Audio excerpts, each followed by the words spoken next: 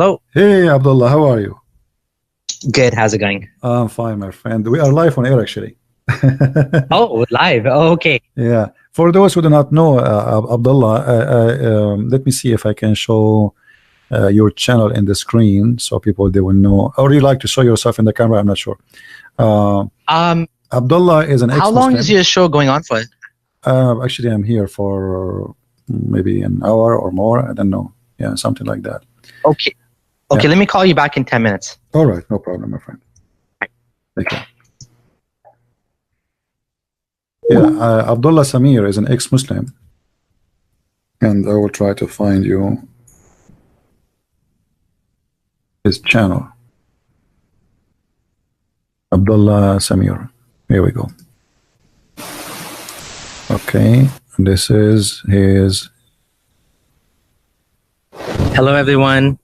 I wanted to share my story in some details. I was kind of hesitating to make a video, but you know what? Give me a second. I thought maybe I should do that because few people thought maybe maybe I'm not a real person. Some people thought there was some Jewish conspiracy going on, and all sorts of ideas out there. So I wanted to make a video to show that I'm a real person. I was born I was born into an Ismaili family. My dad is Ismaili, my mom was Sunni, and I was raised as an Ismaili. And around the age of maybe 18 or so in high school, I found Islam. Some of my friends invited me to read the Quran, and I started reading it. I started praying, what was called namaz or salah, and I got really excited. I found the Quran, and I got really excited about it. I really liked it, and I said, "Hey, this is God's message to me." I didn't look into it too critically. I felt like, I looked into a little bit of other religions and stuff, and I felt it's just instinctive, and I felt like this is something, good, something I want to follow, God's message. And I started praying 5 times a day, and eventually I took a deep dive into Islam. I started following it with all my heart and mind. Within like few years after that, I started university, and then I got married, and then what else? And then I started working. So when I was working, I tried my best to implement Islam. I would pray even at the office. I would find a stairwell. I would go and pray wherever I could, and I would get, if you had a prayer room, I would invite other people to come pray with me. And even at university, in the middle of exams, I would stop to pray. I would ask them, "Can I please get up? I need to say my prayers for Maghrib especially." And yeah, I was following it to the best of my ability, to be honest. I sincerely believed in Islam. I used to give out some DVDs. I made some DVDs of my own with some Islamic videos. I used to go from mosque to mosque, videotaping lectures and at conferences, and I wanted to promote it because I felt truly in my heart this was the true religion. I wanted people to go to Jannah. I wanted Allah to be pleased with me, and I wanted to follow the Prophet. And so that's what I did. I created a website, lightuponlight.com, and eventually another one, verse-by-verse-Quran.com, to promote Islam because I believed in it. And there's still a bunch of videos on there if you go and see of that I videotape myself, some of the lectures, and some of the other ones I got permission from others to put online. So that's what I was doing. And when I started working, I would avoid jobs that were involved with riba, anything to do with the bank. I wouldn't work for any banks whatsoever. I wouldn't work in the media industry like television or music. Personally, I would avoid I wouldn't listen to music. I wouldn't let my kids listen to music. I even put my kids in Islamic school, for as much as I could afford it, even though it was expensive here in Canada. But I mean, that's what you do, right? If you're a Muslim and you truly believe in it in all your heart. As well, I used to rent. I didn't have a mortgage because I believed in it. Now, there came a point in my life where I started having a little bit of doubt here and there, small doubts. And eventually, I was at 2 years ago, I had some doubts. I was discussing with a friend online, and he mentioned that a lot of the stories in the Quran actually come from Jewish folktales. And I was very surprised about that, like Jewish folktales. I said, no, you mean it came from the Bible or the Hebrew Torah.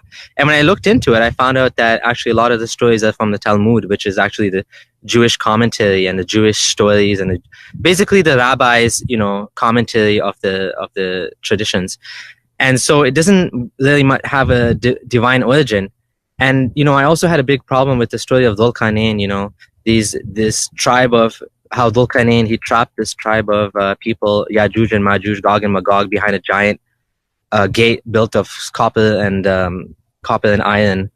And and I was wondering, where is this place? How come we can't find it? You know, we have Google Earth and all that, and how come we can't find it? So that was another doubt. And actually, I believe, left Islam for one day. But then I decided, you know what? I'm going to put my doubts aside. You know, I'm Muslim. I want to go to Jannah. I want to believe in Allah. And I became Muslim for 1 more year. And then last year, so 1 year ago, is when I truly left Islam for good. I was in Ramadan, and I was at a pre-iftar halaqah, and the sheikh was saying, you know, Allah holds up the sky without any pillars. And this brought back all my doubts about, you know, if the Quran is truly from God, the creator of the universe, the one that knows all things, why is he describing the world in a way that, you know, was the 7th century understanding of the world? Like, the sky doesn't have, okay, we know the sky doesn't have any pillars that you can see, but there's no need for pillars. Like, we're just a ball in space. Sky is just emptiness. It's just emptiness of space. So there's no need for any pillars, visible or invisible. And, you know, there's many things like that, like the orbit of the sun and the moon. Why Allah describes an orbit of the sun and the moon? Like, we know the orbit of the moon is around the earth. That makes sense. But the orbit of the sun, like, what orbit would that be? You know, I looked into this and I found, well, there is an orbit. It's a 300 million year orbit of the sun around the Milky Way galaxy, which has nothing to do with humanity whatsoever, because it's completely useless. But of course, at that time, you know, the Muslims would have thought that.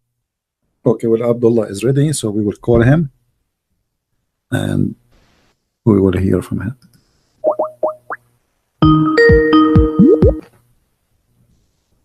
Hello. Yes, Abdullah. I will put you in the screen so people. I was playing actually your video. Okay. I was playing your video about why you left Islam, so people will learn about you a little bit. Oh, thank you. Yeah. So Abdullah, first I'm happy that you contacted me, and I'm glad to have you. And people are listening. I will give you the mic. Hello everyone. Thanks for having me on here. I was a little bit taken back. I thought we were going to do it in a specific time in the future, but hey, better late than never, I guess. We can do it now. Yeah. So yeah, thanks for having me on the show. You're welcome, my friend. Anytime, feel free to call, and you're home. All right. Okay, sounds good. You do not need invitation. Okay, yeah. That's good. Let us see if some people wanna. First, let me show the channel for Abdullah Samir. This is his channel for those who like to watch his videos, and he's an ex-Muslim, as he spoke about himself, as you see. If anyone have a question for Abdullah, feel free to ask question, and I'm sure he will be happy to answer. Yeah, so just to give a little bit of background on myself, I know you guys were watching my video, but I've been an ex-Muslim for about, let's see, 2015, so coming up to 4 years now. I left Islam, well, to step back, first of all, I wasn't born as a Sunni Muslim. I was born as an Ismaili Muslim, which is like a kind of far-out sect in Islam. And then I switched to Sunni Islam. And then what happened is I deep dived into Islam. I got involved in conferences, and I was recording. I had 2 major big websites. One of them was known as lightuponlight.com. Mm-hmm. And the other one was verse-by-verse-Quran.com. So I can actually show you one of my websites. Hold on one second. Let me see if it's working. My screen sharing. Oh, no, not that one. Hold on. You can send it to me later in the. Sure. I will. So yeah, it's just lightuponlight.com. So I built this website back in, I think, 2006, and I wanted to do it to help the Muslim Ummah. So I wanted to actually bring, my technology skills and use my technology skills to give dawah and to spread Islam. So this is what happened to me. And but eventually I was able to leave Islam because, just to make it very quick, back in 2015 I was having some discussion online on Facebook. So people that think that these discussions don't work, I was actually having these discussions, and there was a guy that told me that he wanted to convert to Islam, and he was a Christian guy, and he said he looked into Islam and he found out that Islam actually had all of these Jewish folktales that were copied into Islam. So because of that, I was like, no, I'm going to convince you. So I started looking into it, and then I realized that, wow, there's some problems here. The Quran actually does have stuff that's copied from Jewish folktales. And I started to keep looking, and I kept reading more about Islam. But then I decided I still want to be Muslim. I don't want to leave Islam because these are just doubts that I have, and I'm not ready to just leave the religion just like that. So then what I did was I actually became Muslim again for one more year. Interesting. Okay. Yeah. And I just buried all my doubts. So this was in 2014. I buried all my doubts, and I said, whatever these little issues I have, maybe there's some explanation for it or something. And I just let it go. And then 1 year later, in 2015, in the mosque, the Imam was in Ramadan was quoting from the Quran, and he was saying something like, the Quran, scientists are so dumb, they don't even know, even Allah knows better than scientists. And, Allah says he holds up the sky without any pillars. And Allah says this, and Allah says, all of these strange things he was mentioning, right? So what happened was I was like amazed, like, how can he say that? How can he say all of these things about Islam? And all my doubts came back. All my doubts came back, right? And so I decided that I have to look into this thing, right? I have to look into what the issues are in Islam, right? And then, sky pillars, like, for example, it says that he created the heaven without any pillars that you can see. Correct. So this was like troubling to me, because how does Allah say that he created the sky without any pillars that you can see when sky is just space, right? Right. So that's like one example. That's one example, but that's how my journey started. So do you have any questions, or what do you think?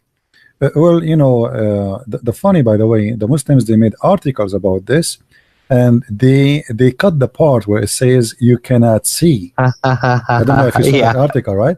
They claim science. They made videos. Right? Yeah, they say Allah. He said, look what he says, and he quote for you only the part where it says Allah. He created, and the sky without pillars, but they don't see the. They don't. They stop here. They will not show you the part where it says which you cannot see. But anyway, I don't know if you know about the story of the mountain of Qaf. No. Well, the mountain of Qaf, simply is a mountain surrounding the earth, and this mountain is it's a blue color, and this is why we cannot see the pillars. So if we go in the Quran, you go to chapter Qaf, it says Qaf wal Quran al Majid. This is verse number 1. If we go, let me try to put it in the screen so people they can see with us.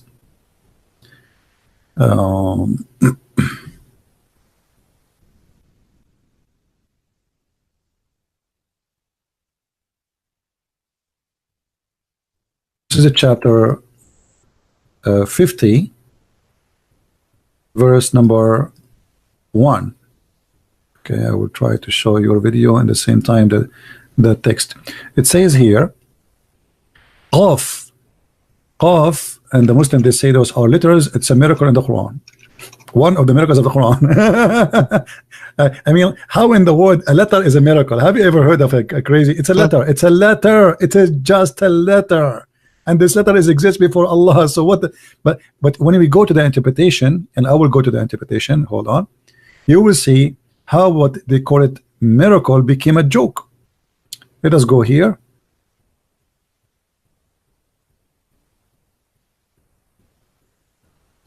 Tafseer.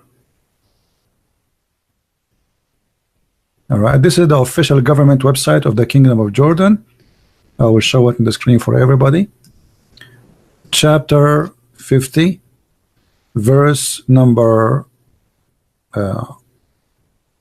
1. And this is something you can add to your to the list of stupid things in the Quran, Abdullah. So here you see the Muslims, they don't know really how to explain this, but we go to Ibn Abbas. The earliest person who explained Islam is in the cousin of Muhammad. It says here, from the narration on the authority of Ibn Abbas, he said in his interpretation, Allah saying Qaf, he says Qaf, is an azure mountain overlooking this world, and the color of the sky takes from it. Allah swear by. Do you see it? Yes. So what is the pillars we cannot see? Is this Qaf? So it's a mountain. It's a mountain overlooking the earth from all sides, like a fence, like a wall, you know. And then the sky in the top of it.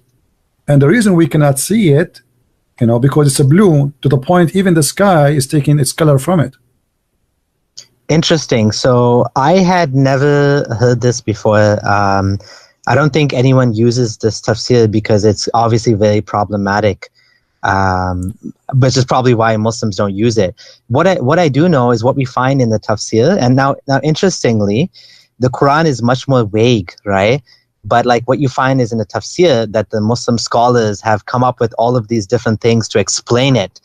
And what we find is that older tafsir, the ones which are closer to the time of Muhammad, they have all these funny things in them that kind of, you know, explain to us that Muslims at the time, the scholars of the religion, you know, this is how they made sense of it. But at the end of the day, it's just one person's opinion, right? Even though they are scholars of the religion, like nobody nowadays would even want to show this to anyone because, and they would say, oh, well, this tafsir is wrong. That's what they would say. This guy made a mistake, right? The Quran doesn't say that. But it has a root. First of all, Ibn Abbas is the only scholar, Muhammad, he named him as a scholar.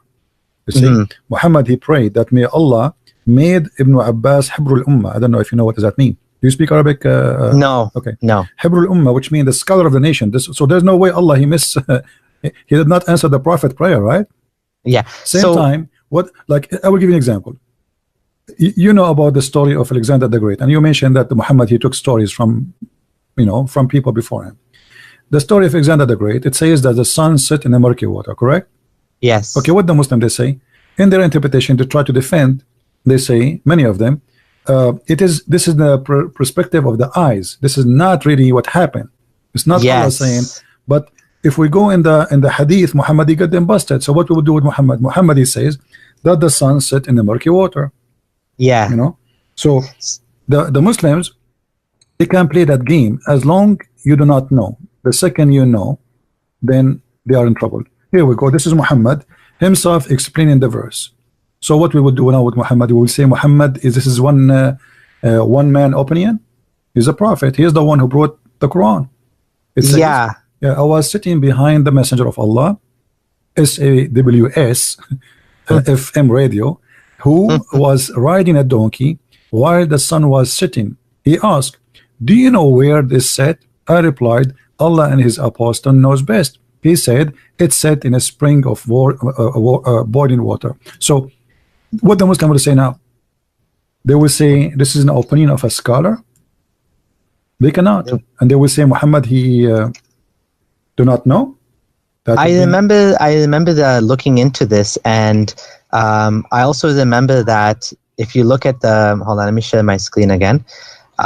This is very interesting. I got this from the video of the masked Arab, and what he was able to show is that all of the early tafsir, like all the way from Tafsir Mujahid, which is one of the earliest ones, all the way to the 18th tafsir in order of chronology, all of them had the same issue, that they thought the sun was actually setting in a murky spring.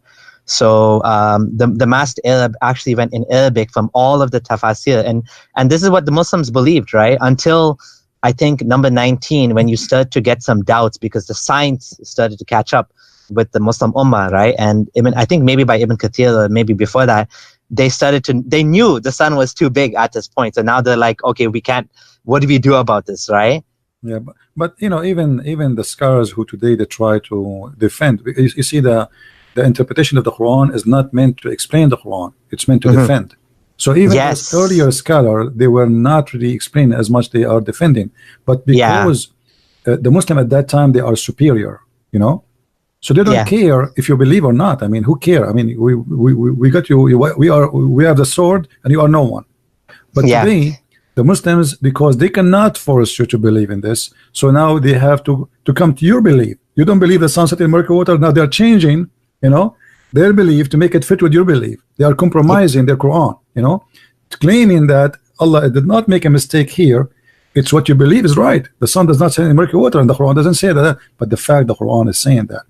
because they admitted in their inner that this is obviously it's an error. And you know, if you go to the verse, you will see the verse saying clearly it's not the guy who saw that. Allah is the one who said he found it, right? He says yes. He found it. He found where? He found it. He did not say he thought it is. I mean, Arabic is so clear. It says he found it. And the second you say he found, that is reporting a fact, right? Yeah, yeah. If we go to the verse right now, let's see. And you will see the Muslim translation. All of them, they are trying to make it look something is not there. They try to give their own false translation. You will find even if the Muslim try to defend, still they cannot defend that. Why? Because very simple. It says, until when he reached the sitting place of the sun. Okay, who is the one who's talking? Allah, right? Okay. Here, until he what? Until he reached the sitting place of the sun. Okay, this is alone is a big mistake. Yeah. Forget about the sun sitting in murky water.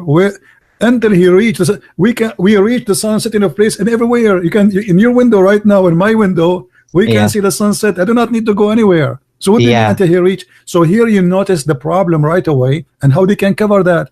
So the Muslim, they focus in defending about founding the sun sitting in murky water because this is obvious, so stupid. But the fact, the story getting bigger before that, where he says until he woke. It says in verse number, the verse before it, verse number 85. So he followed another way. He changed direction. This is about physical movement. And then he says, until when he reached the sitting place of the sun, he found it sitting in a spring of muddy water. Okay, so who is the one until now is talking? It is Allah, not the guy. Yeah, I agree with you, and I actually have a question for you. Sure. Because I'm an atheist, and I actually found that like all of the holy books seem to have the same problem. Like for example, like if you look at the Bible in Genesis 1:2, it says that there was water in the beginning. How do you understand Actually, that? even this is proven to be scientifically, and you don't need to believe in what I say. You can search it. When the earth was created, even according to science, the whole earth was covered by water, and by time the ground was appearing in the top. So when God he created the whole earth was covered by water. Actually, until now, the earth is less than 30% of 70% water, right? So even science proved that, and this is for me, I saw many articles speaking about it, and you can search. Don't have to take my word for granted. Use your brain. Okay. As we encourage always people to same time. You see, when the Bible speaks in the book of Genesis about the creating of the earth, there's no way that God he is talking about how really he created the earth. I mean, in details, because if you are an engineer, right? Software engineer. Okay. Well, yeah, software. Yeah, I'm in software. Yeah. So if you want to do, if you want to read JavaScript, how many books you need to study? Well, nowadays you go online because the things changing. But I mean, so much. It's big, right? It's not a You cannot put it in 500 pages, right? Yeah, and it's just the JavaScript. It's not a big deal. So what about God? He want to give us a book to explain how he created the whole world. So if you want to explain to us how he made the eye, he need to give us maybe 50 books. Just the eye alone, So the Bible is not really giving us details about how God he created. It's the simple details for the man who have a simple understanding. So it is not really a details of a creation as much it is in a simple way. Okay. So is there anything in the Bible that shows it's actually from God, like something greater than what the people back then would have known, like prophecies, something like that? Well, like for us, first of all, the Bible is not meant to be a book of science. It is as an example, if I say to you right now, and you are an atheist, well, Jesus was the son of a virgin. That's funny. Yeah. That's not science. Yeah. Okay. This is not have nothing to do with science. This is what we call a miracle. Yes. Okay. So when you speak about science, it's not the Christians who try to make the book of God a book of science. A book of belief is different from book of science. But you know, I can explain science in a different way. As an example, you know, for me, as a believer, once I was sitting with an atheist. Actually, he come to a church, and after the church, every time he make fun of them, like, and he said he's an eye doctor. Actually, they asked me just to come and maybe I can do something with this guy who they don't know what to answer him. So, he said to them, "You guys, you are funny. You wanna convince me that Jesus he put some sand on the eye of somebody and he made him see? Yeah, supposedly that's the blind man, right?" And I said to him, "What do you do, sir? What do you do for a living?" He said, "I'm an eye doctor." I said, "Isn't it you who put sand every day on the eyes of people to make them see better?" He said, "What?" He said, "Don't you every day put sands on the eyes of people to make them see better?" He said, "But this is different." I said, "No. If I come to you 2,000 years ago and I say I will bring you something made of sand, put it in your eyes and you will see different, you will laugh at me. Yeah. Because you don't understand. You're talking about glasses, right? The glasses is made of sand. Simply, it's made of sand. So because you don't understand, something is beyond your understanding right now. That is for you is funny or is stupid, you know. But in fact, it can be happened. But all the point is, I do not know about it. I never saw it, so I don't believe it. Same as if I say to Abdullah, maybe if we are born in the 12th century. I told you there is one day somebody will speak to you in China and you can hear him in America. Right away you will say to me, "You are crazy." Yeah. You know, they will put me in the hospital of crazy people and nobody will believe me and they will laugh at me. So science is not really science as much as like it's not fake because it's fake.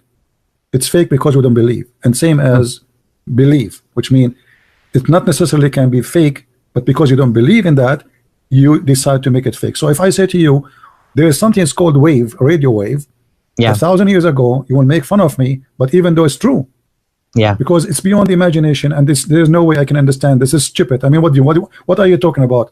What if I say to you, I will speak in my TV right now, and I will speak in China, and you can see my image in USA. This guy's crazy, you know, take him out of here, you know.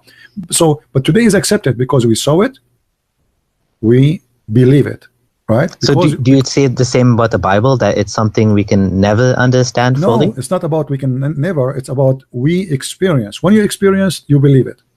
Okay, this is what even what science is. Science is about experience things and then you believe it. So for me as a Christian, when I experience the belief, then which means the first thing you do, you have a belief. And where does the belief come from? Because you became a confident in something. How you became confident in something? I see things around me which is really proving to me that there's a truth there. I mean, until now there's tons of miracles, and for sure a person who's an atheist, he will not believe in them, but they happen, and I witnessed them, and they happen, and nobody can explain. Even today, you go to a doctor who is a scientist, and there's a guy that say he have a cancer. Forget about God, and then he says to you how he was recovered. It's a miracle. Even doctors, they use that term, miracle. When they use that term, only when they cannot explain how. You know why? We don't know. It's a miracle. So God is beyond our comprehend. So we call him. He himself is a miracle. So don't Muslims say the same thing? They say that, you know, I did ruqya and it was, you know, he became healed and it's a miracle and the doctors can't explain it. No, you know, people say they read Quran and everything changed in their life. Like even Hindus sometimes will say that they went to the doctor and, you know, he couldn't help, but then they went to the shaman, and he did something and he blew on them and then they became better, and they say you can't explain it through science. See, Jesus said, believe in a stone, you will recover. Which means believe is very helpful, and even science proved that. All right? So when you are a person who believe, even if you believe in a stone, which is it's false. It's fake. All right? But if that stone became a belief for you, your belief will help you. But that's called placebo effect, right? That's like no problem. When you think you're taking a pill. So when they do a scientific study, they always give you a placebo. Yeah, but because the effect on you think is going to help you, but like obviously a placebo cannot cure cancer. It might make you feel better. No. But no. Actually, even science. Let me tell you. According to science, a person who don't want to fight death, he will die. Say that again. A person who don't want to fight death, he will die. Yeah. If he want to die, he die. That's it. You know. Yeah. Like I will tell you a story, which maybe it's funny. We have a I was in high school, all right, and there's a guy. He want to go with us in like we are going like a school trip, but he is very boring, annoying, and he is like stuck like a glue on us. So they told me we don't want him to go, and I said, okay, well, let us practice some Islamic method. They said, what? They said, let us practice taqiyya. I said, what is that? He said, when he come, every one of you see him alone, say to him, why your face is yellow? Why you look like that? What's look your eyes? The guy, he came, he's fine. And then the first guy, he said to him, why your face is like this? And you know, we are kids, we are just like not adult. I mean, this is a kid, you know. So yeah, man, what's happened to your face? Why your eyes look red? And you know, are you okay? And the guy, he start, I know, I feel fine, you know. And they start, and then the first one spoke to him, the second time, the third, the fourth, and then after 9-10 people they spoke to him, he went to the director, he asked for a sickness, illness, you know, because he decided to believe he's sick, so he's getting sick. And then after 3-4 days, he did not come to school. He gets sick for real. You know, we went there. He have a fever. You know, he made himself believe he's sick. All right. That's his form of bullying, right? Because you're inflicting psychological abuse on someone. Right. But isn't that also how religion works? When everyone around you says, "Yeah, I believe," and then you also say, "Well, if everybody else believes, I must be wrong, and I should believe too." No. Without any evidence. What we are doing, I just showed you an example. If you convince yourself, you know, not only because I cannot convince you unless you convince yourself. If you convince yourself in something, you will be that thing. All right. Now, in the case of Christianity, yes. If I want to convince myself that Jesus is God, still I have to put my God into test, and that test is: do he match with the words he say? It's not just I say something and then I go with that and I believe it blindly. As an example, you said that the Muslim, they do ruqiyya, which means they read Quran to heal themselves. Yes. Muhammad himself, he was poisoned. Muhammad himself was under black magic, and he is the one who said if you eat 7 ajwa, you will be fine, right? Yeah. But that does not happen to Jesus. Jesus, he touched the man he cannot see, and he saw. Jesus, he told the man he cannot walk, he walked. So how do we know this though? Like, how do we know these stories are true and not just made up? Well, it happened every day.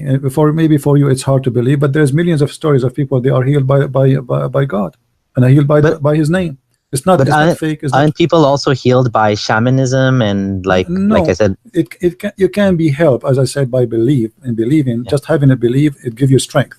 Okay, right? But that's placebo then, right? But still, that's not a miracle.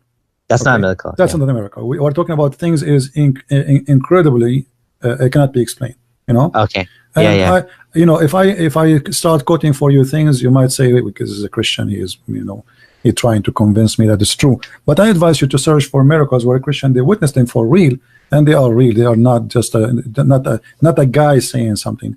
You will see a guy, he was believing in something, and suddenly he became something else just because he saw a vision, and that vision impacted his life. So seeing, knowing, and experiencing is what Christianity is about. I hear this a lot from Christians that they saw visions of Jesus. I mean, I remember even when I was a Muslim and I was doing a dawa booth, we had this one lady, she was crying and she came to us and she said Jesus appeared to her in a dream and told her, I can't remember what she said, but basically she was very, very touched by this personal experience that she had.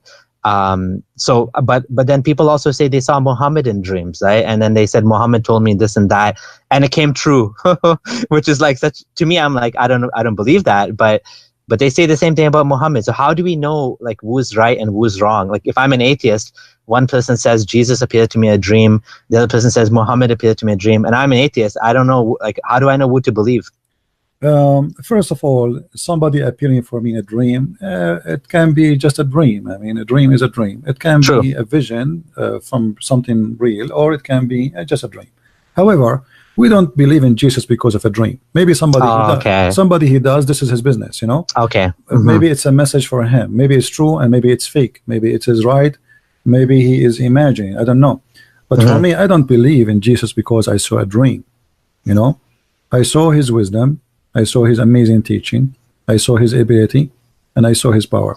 Same time, I noticed that everything have the fingerprint of a creator. You know, like you see, like in science, they say to you, most of animals, they have the same kind of structures, right?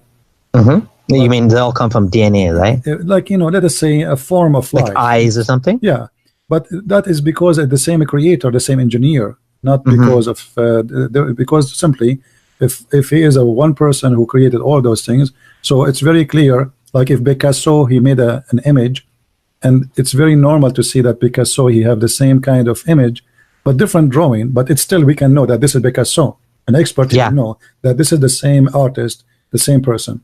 And this is exactly for God. So when we speak about God in Christianity, we do not need to prove him by science, because science today can be proven to be wrong tomorrow.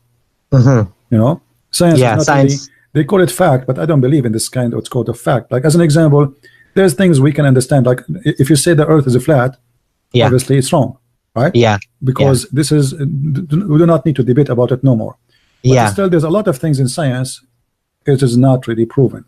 You know, but they call it science. As an example, they say to you, the Big Bang theory. It's a theory actually, but because they adopted, the majority adopted, they start saying, and then the Muslim, they adopt the Big Bang just to make you believe that Islam in agreement with the Big Bang, but the fact Islam does not agree even with that one. And neither do you not believe in the Big Bang? You don't believe in the Big Bang? Well, you see, the Big Bang for me, I find it silly and stupid because it says that something explode, but there's nothing. What do you mean? How there's nothing and there's something explode? It was a point of infinite density where all of matter and energy was in but they can't explain to us where's that coming from. Well, it may have always existed. It could have been eternal matter. You see how it can be that how this eternal matter exists, but you did not create to me, you did not explain to me the creation yet, because what created the creation is not explained yet. So what is the science? So if to go back to the Big Bang, you're right that we don't have an explanation as to where the matter came from the Big Bang. But like I wrote this on my blog, which I found it very interesting because I only started studying this like after I left Islam. There's 3 different reasons why the Big Bang is true. One of them is Einstein and his theory of general relativity, which predicted the universe was expanding. So because of Einstein actually doubted his own science, because at that time everybody believed the universe like it didn't think it was expanding. They thought it was a static universe. So because of this, he's like, no, I must be wrong. My physics is all wrong. And he actually made what he called the biggest mistake of his life, which was to add a constant in order to adjust for the expanding universe, because he couldn't believe it was expanding. So that's the first thing. The second thing is that in 1964, 2 American radio astronomers discovered the cosmic microwave background radiation, which is a leftover from the explosion of the Big Bang.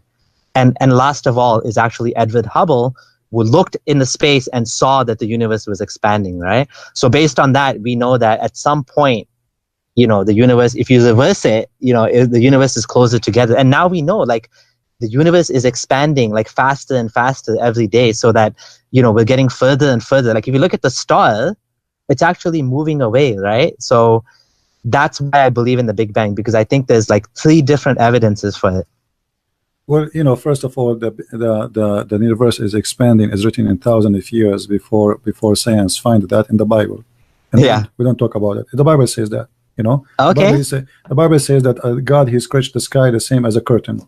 All right. If you go to the book of Job, chapter 37, you will see that how he spread the sky, how he extend the sky, same as in the book of Jeremiah. So we don't try to apply science from, like, we don't try to apply what the Bible says on science. But doesn't the Quran say that too? No, the Quran does not say. The Quran what is says this musyun? How do you translate musyun? Musyun, that we can do more. This is a false statement. Translation. Yes, this is a false translation and false. It's a lie, simply. So I understood that musyun has two meanings. One that means big, vast, and the other one that means expanding. So Muslims like the one that says expanding now. No, but like in the past, they used to use the one that meant really big. No, you see, if you go to the verse, always when you try to understand something, ask yourself why Muslims for centuries, 14 centuries, they did not make it about what they claim now. Why today suddenly it became something else? Yeah. All the scholars before Islam, before the Muslims, they did not understand the Arabic very well. Totally now they understand better. So yeah. This is the question we need to ask ourselves, because this is obviously proving that this is kind of a lie. Yeah. They fabricate, they fabricate the meaning, they change the meaning. And if you go to chapter 2, verse number 236, it says, "Al-muwassi'u qudrahu." There is a meaning for the word where it's make it bigger. All right. Mm-hmm. Yep. But when you go to read the interpretation, you will find that this is mean that Allah, He is going to even build more. Mm-hmm. It's not about scratching. Which one was that again? Sorry. This is a chapter. You can go chapter 51, verse number 47, and we can go right now to the interpretation. 51, 47. 51, 47. Okay, yeah. That's the one I'm talking about. Yes. Yeah. So if you go to the interpretation, you will see the Muslims don't agree with the scholars don't agree with the Muslims fabrication these days. Okay. Yeah. So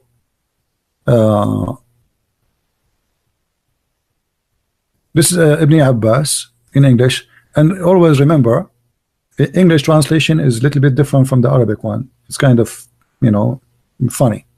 Yeah. So read with me carefully. He has become capable and strong. So the word muwasi'un, Allah saying, I am capable even of more. As simple as that.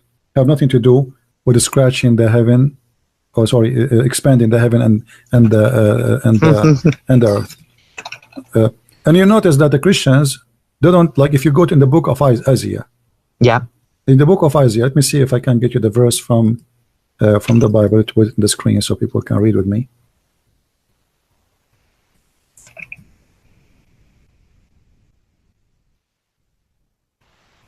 Tell me the one as well, so I can look it up, because I can't. This is the book of Isaiah in the screen. Isaiah, right? Chapter 40, verse number 22. Okay. It says that it is He that He sitteth upon the circle of the earth. The earth is a circle. This translation, by the way, it's not. Yeah. And then He said, and the inhabitants therefore are as a grasshopper. Yeah. And that stretched out the heaven as curtain, and He spread them out as a tent in dwell in.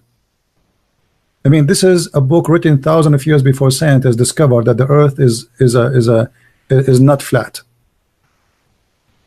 So doesn't that, like, a circle could still be flat though, like a coin, right? No, circle is not. No, circle is like a globe, or a ball would be not flat, but a circle is flat, right? Circle, no. Circle is the shape.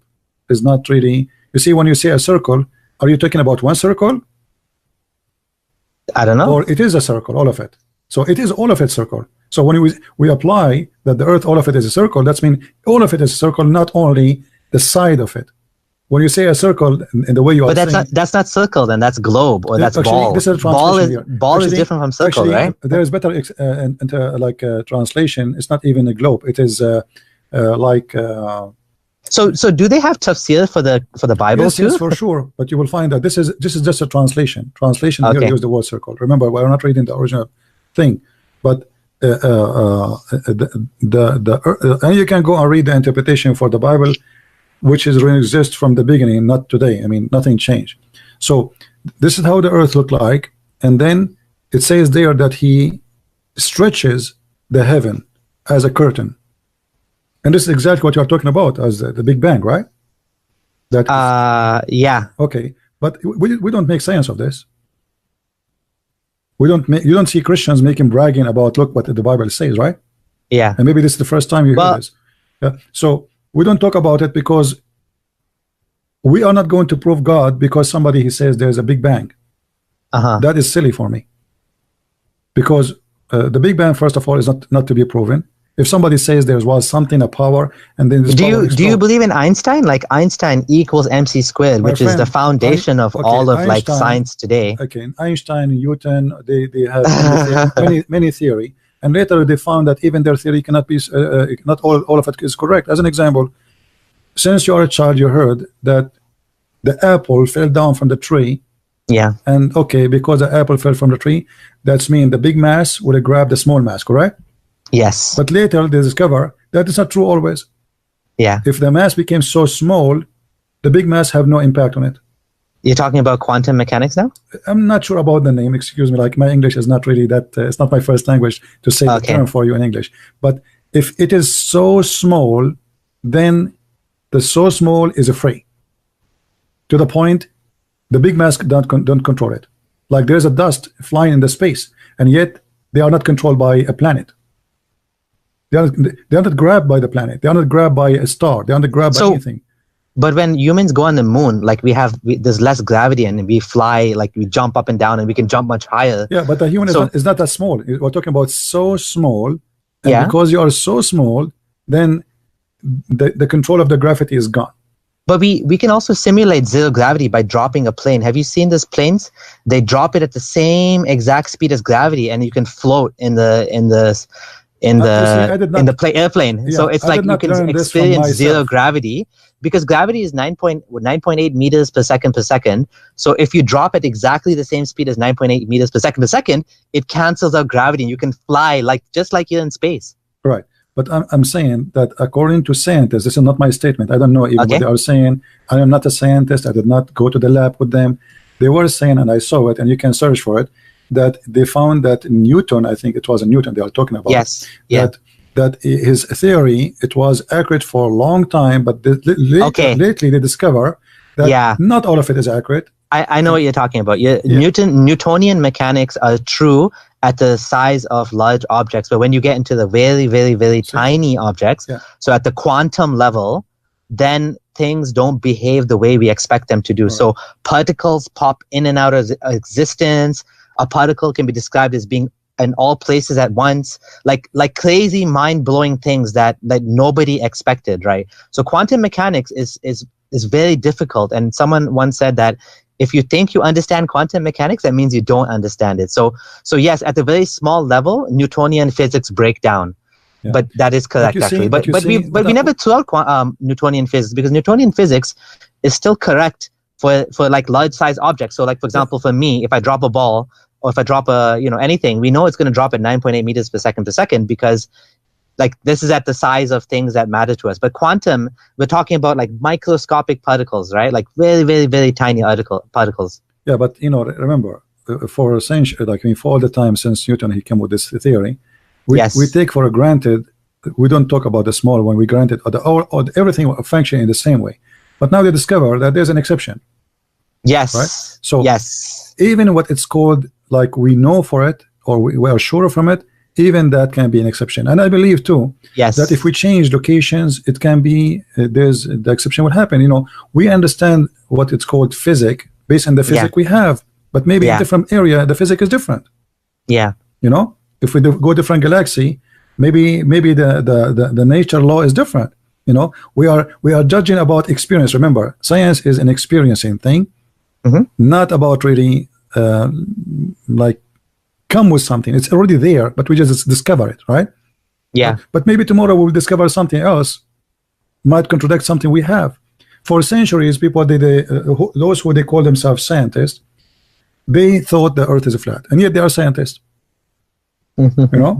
Yes. They are the philosopher of their time. They are the scientists. They are the wise men, and yet later we find that they are not accurate.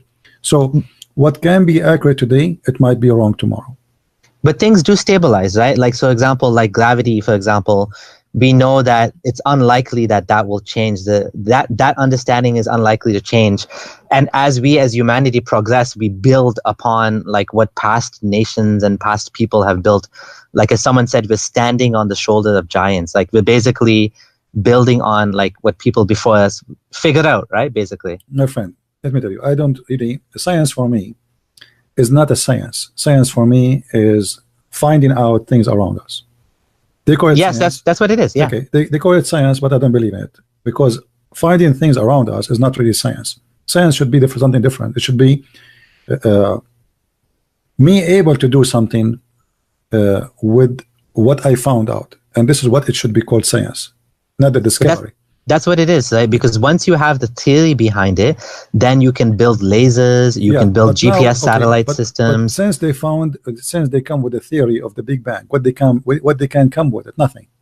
Yeah. You know, nothing. This is what I'm talking about. So yeah. I came to you and says, hey, this is how the Earth is created, and there's no Big Bang's theory is the same as a Muslim saying to me, Muhammad, he went to the moon. Okay. He have no witnesses. He have no proof. He have a theory. You know. You don't believe people went to the moon? Oh, you said Muhammad went to the moon. No, Muhammad, he went to the sky and top of the donkey. So we don't.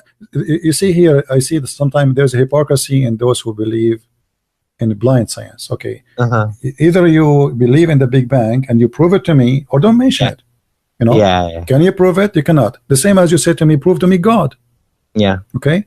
Well, it's different though, because we have evidence for the Big Bang that is in the form of cosmic background radiation, in the form of successful science and physics. There is no evidence. You see, I watch tons of programs made by scientists, and they keep saying it is a theory. It's not really. There's no evidence. And you notice, like when we speak about the word evidence, I find it funny. Yeah. Because when we speak about evidence. Okay, now we knew how supposedly the Big Bang happened. What about you make a Big Bang? And they did. They created a big machine, and they spent hundreds of millions of dollars. They want to make a Big Bang. It came with a failure, you know? Yeah. So the idea is it's just a theory, unless you can make it happen, right? So, you know, like there's things nobody can explain. And I know you're an atheist. I'm not trying to make you become a Christian. Stay as you are if you wish. But let me tell you, when you as an atheist believe that everything we have, you believe in something is called evolution, right? Yes. Okay. Yes. Yeah. We have the smallest. Let us say one day we used to be a cell. Yes. Yes. Okay. And then the cell. How the cell in the world will know that now I'm going to split myself, and I'm going to tell my other cell, you make a vagina, and it's going to take you 10,000 million year, and I will make a penis. It's going to take me 10 million year. And then after that we meet. If the purpose of evolution is the needs, and already they are, you know, they are like let us say they have offspring without sex. You know what I mean? I mean, the cell is splitting itself, correct? So if there's no need, so okay. In one hand, they say to you, the need made that happen. The need. Okay, but they do not need it. They do not need to have a penis. Already they are producing. Yeah. They already are increasing. So how two cells, they will talk to each other and say, hey, you start developing yourself now, and I start developing myself now. After 10 million years from now, you became a vagina, I become a penis. So the development of male and female is actually a fascinating topic. And I don't have a background in science, but I did read one book which I found very, very interesting, which is called The Selfish Gene.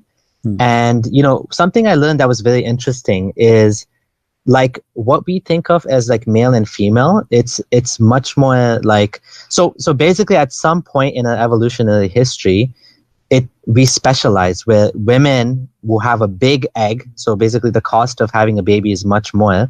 And then there's a male that has a small egg, which is basically the sperm, which is like very easy and very cheap to make. They both specialized because it made more sense for one of them to be like the caretaker and the other one to be the one providing the sperm. When you look at, for example, salmon, like the fishes, they actually take turns being male and female. So, for example, one day the fish will be the male, and the next day it'll be the female. And if one of them cheats and is, for example, female is male twice, because male is the one that makes a baby and then doesn't need to take care of the baby, then what will happen is they will break up and it'll go to another fish. So there is actually a lot of there is an explanation that we have for why male and female develop, but it is quite complicated. You're actually, right. It's not a simple. It's not a simple question. I don't agree with you. There's no explanation, because, as we said, the reason for a male and female exists is to proceed to produce. Correct?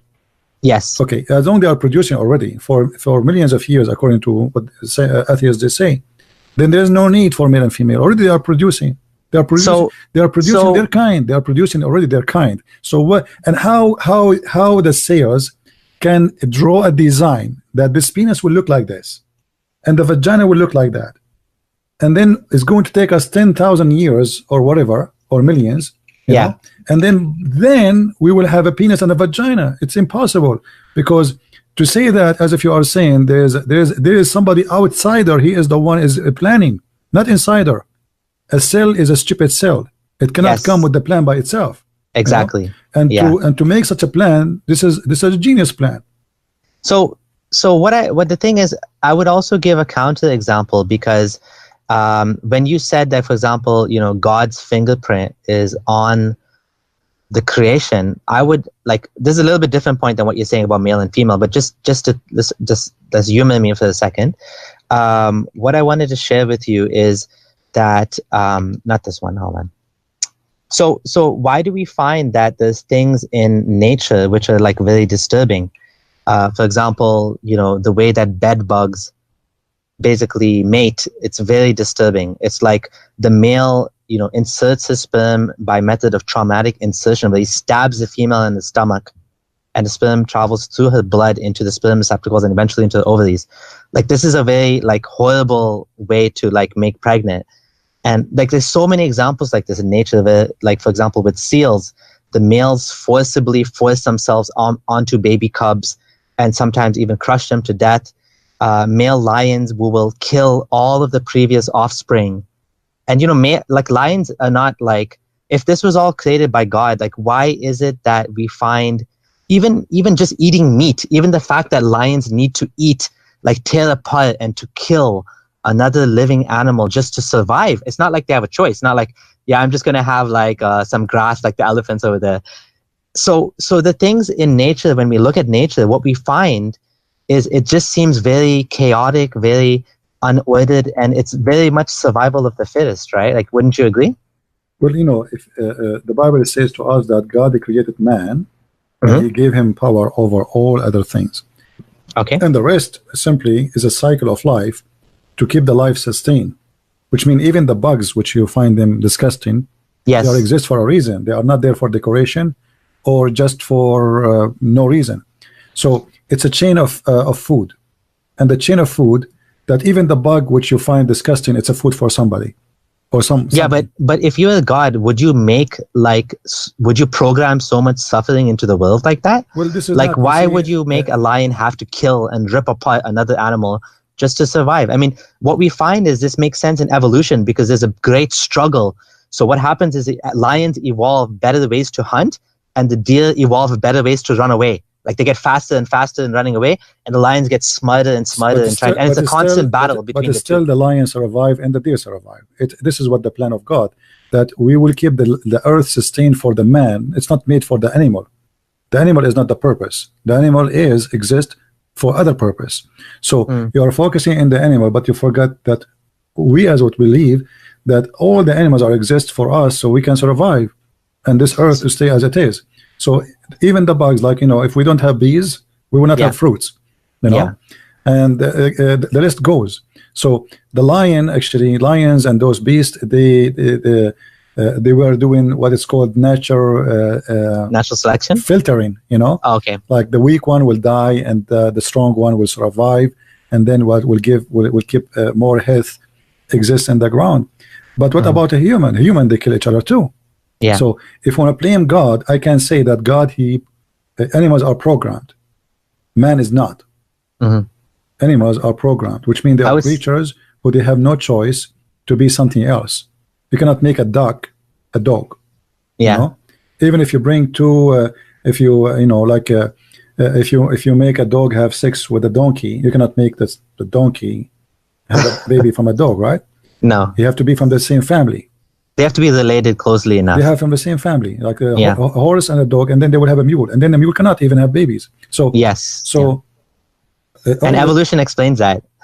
you can, Science. you see, this is not evolution explained. Actually, this is just a practical explanation. It's not really evolution. It's not evolution. I mean, a donkey and a horse, and obviously because they are not. It's because the genes have diverged enough doesn't matter, that the combination. It's the same thing we find with humans. That, for example, if I have sex with my cousin and I have a baby, and then a cousin marriage over and over again, like you find in Pakistan, you get genetic deformities, because what happens is there's no genetic diversity in the pool. You're just reusing the same thing over and over again. And the same thing with sickle cell anemia. If you have what happens is human beings who live in an area with malaria, they tend to evolve a natural immunity to malaria. But what happens is if both the mom and dad have that gene for the immunity to malaria, the combination is fatal to the child and he gets sickle cell anemia. So that's another example of how nature is so strange that the mom and dad are immune from a disease, but then the child becomes sick because of the connection of the genes is bad. This is the failure of your theory. How's that a failure? Because you just said it was not successful. What do you mean? Because the child, he died. It's what happens is sometimes it has catastrophic effects, which is what genetic diseases are. Genetic diseases are an example of God, he gave us ability to survive. So you call it evolution. Okay, I call it ability to survive. So if I live in a mountain area, my lung will be bigger because there's less oxygen. That is not really, I mean, it's very simple. God, he gave you ability to survive. And how you survive? Because he gave you ability. What does that mean? You can adopt. You can adopt atmosphere around you. No, that's not what I'm saying. I'm not saying that if you go in a mountain, your lungs will get bigger. I'm saying that if you go in a mountain and you live there for many generations, your children that are not able to survive in that environment are likely to die. And the ones that you have that have that enhanced ability, even if it's a tiny advantage, they are more likely to survive. And without any involvement of any God, that gene will be passed on, that strong gene in that environment. So in an example of malaria, it's the specific gene that gives you immunity to malaria that will be passed on, because the other kids will die that don't have it, right? So the random mutation and the natural selection is how evolution happens.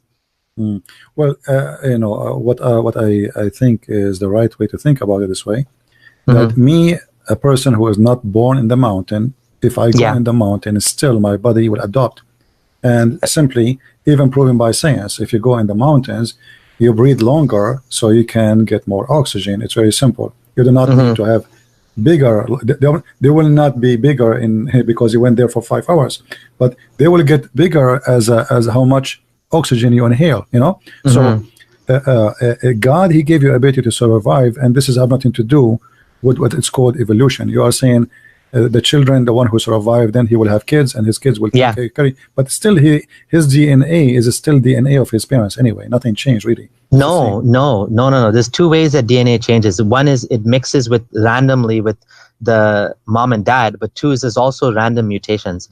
So whenever you have children, I have 5 kids, so my 5 kids, they all have a different mix of DNA from myself and my wife, but also there's a random mutation which happens sometimes. So they've tested this with fruit flies and with bacteria. I know, but my friend, still, you're not coming with a human. You're not coming with something new. It's the same. It's a complex of DNA, and it is already for what exists. Yes. Okay. Not something new. It's not like a new DNA. So it just exists. But let us say it's a new cocktail. Well, dogs and wolves are actually like dogs are evolved wolves. Well, dog is a wolf anyway. Yeah, you can say that. Dogs come from the wolf family. I cannot say that. He is a wolf, actually. It's just friendly wolves. Friendly wolves. All dogs are wolves, but we give them names. But you see, at the end of the day, you decide to believe in what you are saying because you decide to believe in it, and you decide to take one side of the story, which is Okay, science, they told me that this is how you evaluate things. And I found that science evaluate nothing. And I will give you an example. Until now, science cannot even make you live. Science cannot make you come back to life. Science cannot even help you. They give you a medicine, they tell you there's 1,000 effect will kill you.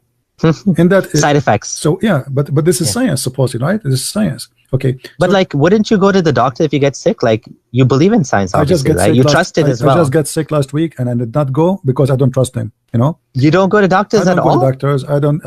I don't trust them. I don't believe in them. I don't believe in medicine because simply go and watch any commercial. I wish I can play it for you, but they will flag me for copyright. Okay. They say to you, this medicine, like they say to you, this medicine is amazing. My dad took from it, and then they start reading for you fast.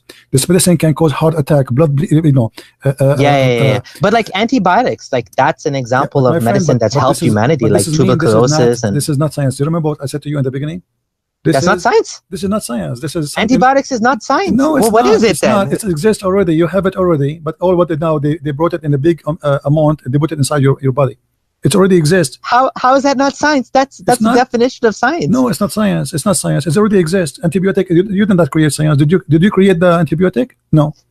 No, but what science has done is isolated the. Thank you very much. Antibiotics come from fungus, right? Okay, all what we need, like we have olive oil, and it was in an olive, and then we squeeze it, and then we have a drop of olive, and then we squeeze another one, and then we have two, and then we squeeze another one, and now we have three, and now we have a bottle. That's all. So now.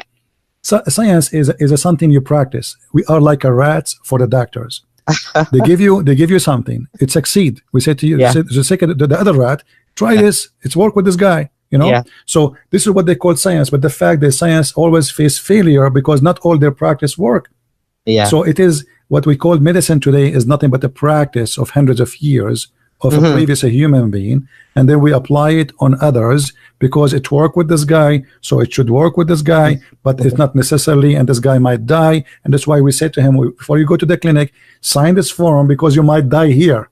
You know, this is what they say to you. Actually, they give you a form when you go to the clinic. Put your name, what disease you have, what the problem you have, and sign. And the sign there says that we are not responsible, blah blah blah blah blah blah blah blah blah blah blah, because simply the doctor, he might kill you by a medicine he give you. And there's tons of people who die by stupid doctors. They give medicine which is dangerous. So it's what you call science. I call it a practice of let us say a laboratory. You know, we are in the lab like a rat for a guy who call himself a doctor, and he apply something on you. It doesn't work. He said to you, let us change the medicine. Let us try this one. Come tomorrow and tell me what happened. You don't even guarantee what will happen because simply science is not sure. The science in this case is not sure. As long as science is not sure, it means there's no science. I disagree with that. Okay, well, I because when you say to me science, it means 1 + 1, we have 2. You don't say to me what's +1, but maybe 2. The second you say maybe. So as long we are talking about science, so how come we have science but the result is not guaranteed? So it's not science. Well, it's because the body is a complex set of. No, it's not because it's a complex. It's because something you cannot comprehend. It is, and your science is still until now cannot understand the action and reaction and what is really inside. So you try things and you hope it's going to work. And then if it doesn't work, it's getting there. It's getting no, we are getting nowhere. We are getting nowhere. People are dying, and here we go. You see, diseases they develop themselves and they became more aggressive, and your science face more failure. And I believe time will come and people will die by millions from a stupid flu again, the same as used to die before. So science is useless. It's not really. Science is helping us. I can say mechanic, like you are a software engineer. We can say this kind of science. It's you know, but when it's come to you know, a human being and creation and creature, I find it kind of useless. You know, like now the maximum they can do surgery for your heart to help you to get more blood run into your. So there is some kind of it work, but what we call really science about how things are created, we find that the science is facing it's like in a dark tunnel. They saw nothing yet. What we know until now is not even maybe 1% of what is called really science. But if you look at Japan, like people are living longer than ever before. I mean, these guys are living in the hundreds, And like, if you look at even like, for example, statistics on cancer, like what we find is that cancer continues to drop. Like we are able to actually, we have now antiviral drugs that can keep a person that has HIV alive for the rest of their life. It's gone from a death sentence, HIV, to something that's just you can live with. You just have to take drugs, right, to keep you alive. And the antiviral drugs are not, like, we haven't cured HIV, but we're close. We're this close to curing HIV. We haven't cured it yet, but we can keep a person alive with HIV. Cancers that used to kill people, like if you used to find that you had like prostate cancer, breast cancer, it was a death sentence. But now there's many cancers that, you know, whether it's like pediatric cancer or whether it's like leukemia or whatever it is, you can actually survive now. It's gone from like a 60% death to like 20%. As I said, this is confirmed what I said to you. They are practicing on us as a rats. And then after, but that's good though. Like that's good because I want, you see, I want to know. If I'm going to die from cancer, I want at least my next generation to benefit from the fact that they tried something on me and maybe it didn't work. But at least they'll know for the next generation they have something better to try. This is, you see, this is something practice. It's the same as an Indian village doctor. He learned from something from his grandfather. But how they learn it? Because simply they practice it and it worked. It worked. Yes. You know. Yes. So they keep practicing things, trying things. After millions of people, they die. A stupid cancer. Cancer is something stupid. Time will come, and people will see how silly it is. The same as Europe die, half of it because of a flu. Half of Europe die because of a flu. But the flu is so stupid. So it is not the problem is knowing, right? But the solution is always there. We are not making solution. It is there, but we do not know the solution. So this is why I say I don't believe in science. I believe in finding out how to deal with things around us. You call it science, you can call it whatever you want, but this is not really science. It's just finding out after practicing. You know, if you can't get me. So what is science then? What is science to you? What's the definition of science? For me is to me, that is science. You try something, it fails. You throw it away. You try something else, it works. Yes, this what I call science. But people, when they say science, they take it as for granted. For me, I believe in something is called trying. That is what called as science.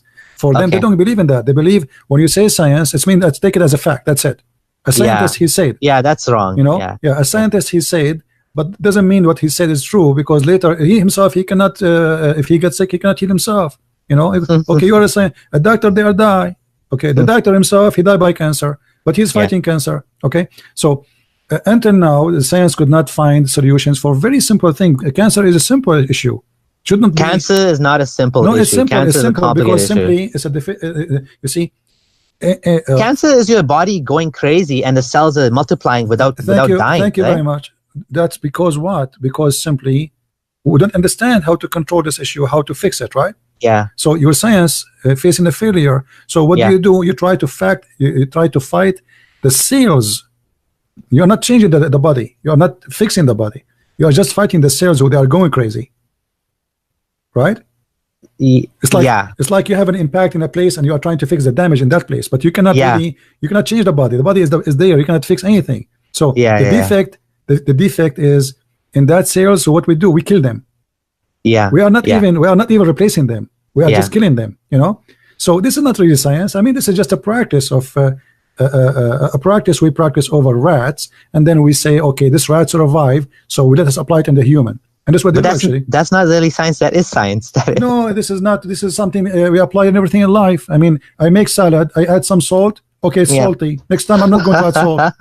You know. Yeah. So this I can call this science of cooking. You know, like the science of cooking is to make salty, add salt. You see, like, but I mean, science.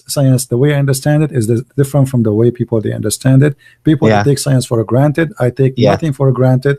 Except my belief. My belief is better for me from the science.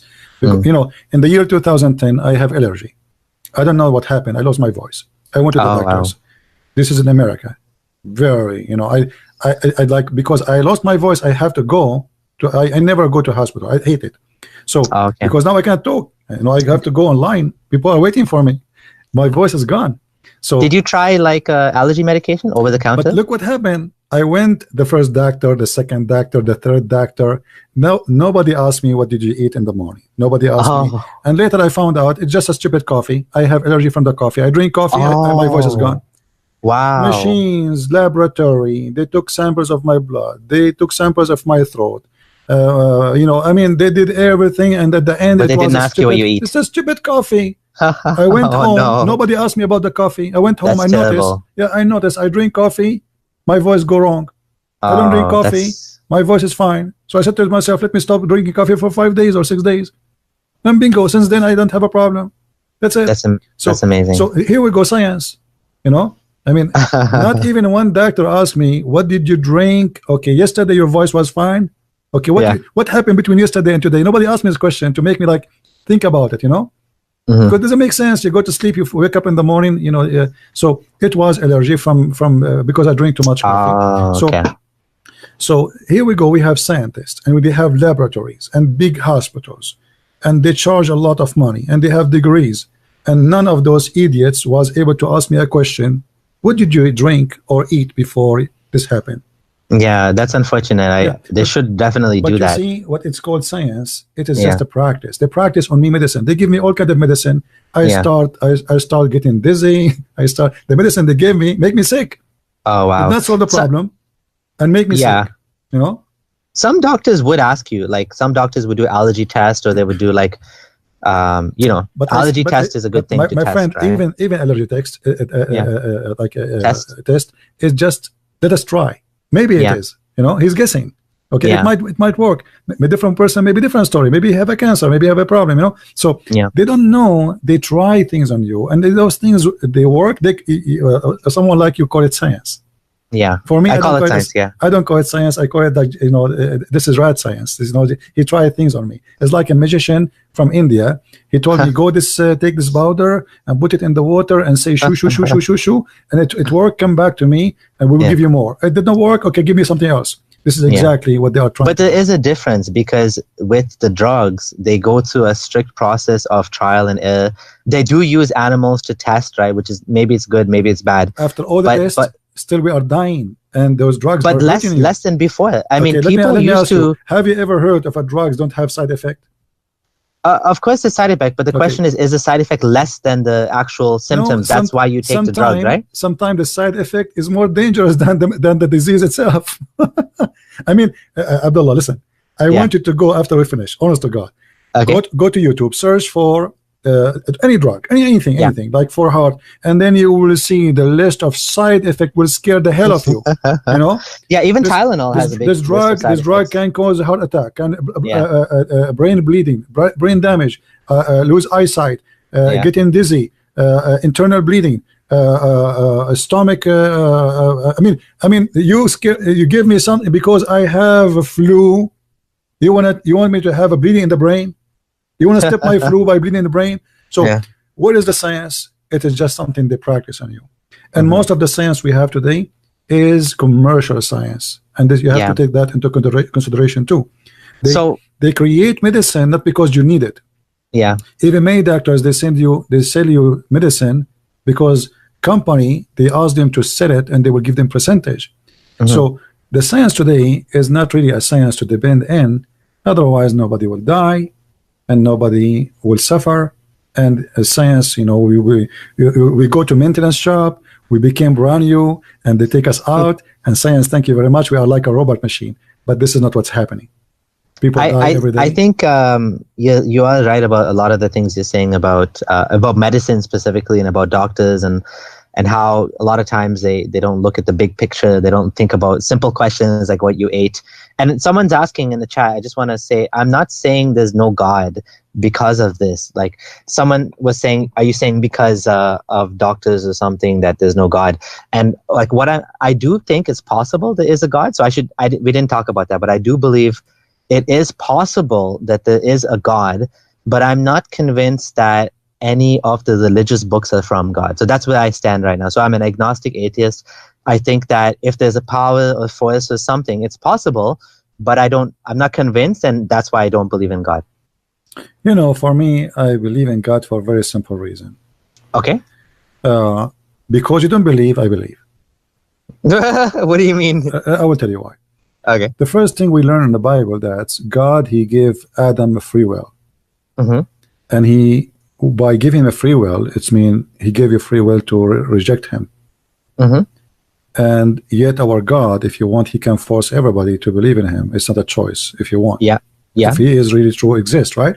Yes. But because our God is loving and merciful, and the first thing he, make me take what God he says over what people they think is science. First of all, I don't see what God says is against science.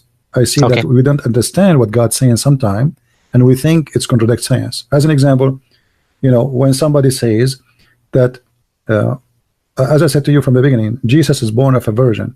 That is not scientific, correct? Correct. But is it possible? No. It's possible. Okay. Well, if God is God, and the idea of God is what is he can do what is not impossible, and what is not what is impossible, he makes it possible, right? That's what a miracle is, right? Yeah, that's what a miracle is. But life around us is full of miracles. You yourself, you said like a fish changes her gender. This is a miracle. This is not a joke. This is really a miracle. How in the morning she is a female and afternoon she's a male. So if this is not, if this is evolution, I don't think this is evolution. I think this is God, amazing power. But how do you say God is merciful if he created hell? Like according to your belief, there's a hell. Okay, actually, it's a proof of mercy, and I'll explain it to you. A proof of mercy, yes. Hell. I come to your house, Abdullah, and I say to you, your house will be set in fire. Please come with me. And then you say, you know what? I don't believe that fire is coming, and leave me alone. I can. But who set the fire though? No problem. God put the fire. The fire. Okay. Everything have an expired date. You as an atheist now, all right? Yeah. You believe that one day you will become dust. That's it. You are gone. So is that fair? You are talking to who then? As an atheist, talking to who? Is that fair that you will go? You like to stay, right? You like to stay alive forever. Yeah. Okay. Yeah. So now you notice that there's things is out of your hand. Even you as an atheist, you have no control of it. And you cannot question why. I mean, why I have an age? Why I'm aging? Okay. Okay. As long I am a person who is believing in evolution, what about my body evolve himself to be living forever? I mean, but the difference is, I don't believe that there's someone that has power that controls the entire existence from beginning to end and could actually change it. Like I believe I'm a product of the situation that exists, which is a material universe that has no God behind it, right? Okay. So that's the difference. Where you believe in God, and your God actually created the fire and put the house on fire and said, either you come out the house or you're going to burn in fire. Okay. Well, how's that merciful? Well, this is I understand that you are saying here, like, how in the world this is merciful, and you are giving me one of two options: either you come with me, or you don't come with me. Well, why it should be three? Because if he is the one who created you, and then you say to him no. I mean, look at this. You see, you are asking someone who not only he in control of your life, he is the one who created you. And you are saying to him, who are you to send me to hell? And who are you to force me to go to heaven or to hell? I want a third option. Then he says to you, create one for you. Here we go. Let your science create the third option. To live forever?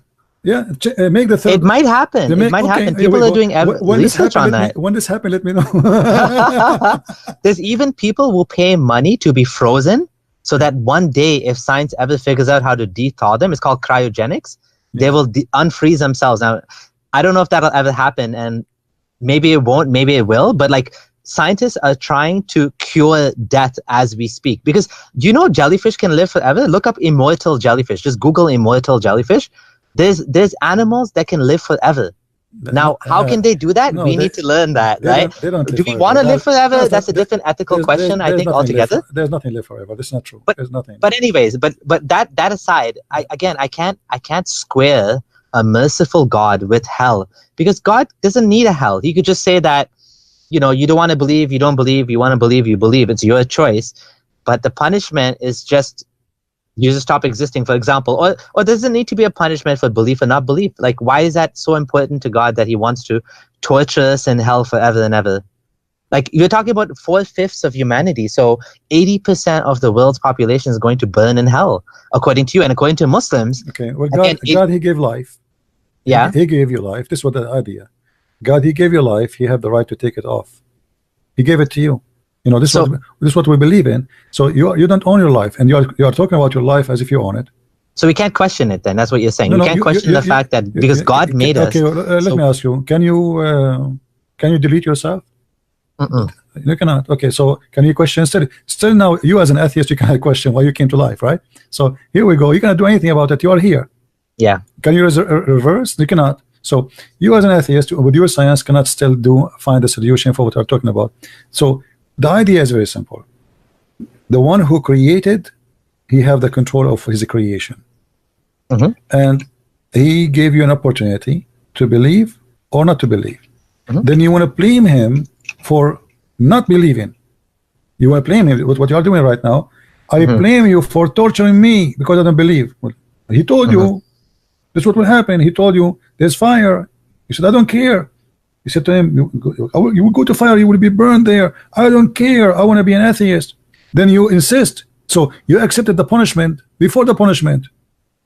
But doesn't that mean that, like, for example, gullible people that are willing to believe in things without evidence are more likely to be saved, and people that are more skeptical are less likely to be saved? Like, doesn't that seem unfair to you? Like I can't choose whether I believe or not. I just don't believe. I just don't think this is true. No. So do I deserve to be burned alive because I don't think that God exists? No, Abdullah, I think you said I cannot choose. That's not true. Yeah. You're debating me for the last maybe an hour and a half about science, and you said to me I cannot choose. No, you did choose. You did choose. It's your choice. So no, you can't choose what to believe. Can you believe that Allah is real? Let me tell you that. Can you believe right now that Allah is real? If I told you that, if I say about Allah, I will if He is God, I mean that would be the most silly, stupid God ever. So yeah, exactly. You can't change your position because either you're convinced or you're not convinced. Okay. There's no choice in the issue, right? No problem. Let us say for sake of argument, Allah is real. I have to pay the price for my belief at the end of the day. Okay. If He is real, then oops. You know, it's my fault. Oops, I'm going to hell. Yeah, obviously, because I choose to refuse him. I mean, he is right. If he is real, you know, as I said to you, it's the same as a firefighter. He come to your house and he's wearing uniform, and he says to you, "I am a firefighter. There's a gas explosion will happen in your house. Please come out." Yeah. You said to him, "I smell nothing. I see nothing." That's what I say. They do. I smell nothing. I see nothing. And then the fire come. And then you say, "Oh, he is the one who set the fire." But he told you the fire coming. Regardless who is going to set the fire, he told you, "Get out." You don't want to get out. So the firefighter is Jesus here, and God is the one who set the fire. The fires exist already. It's not. The fire doesn't exist. Somebody made it. No. The fire. No, He created the fire. Is already exist. Exactly. He created the fire, and He created you too.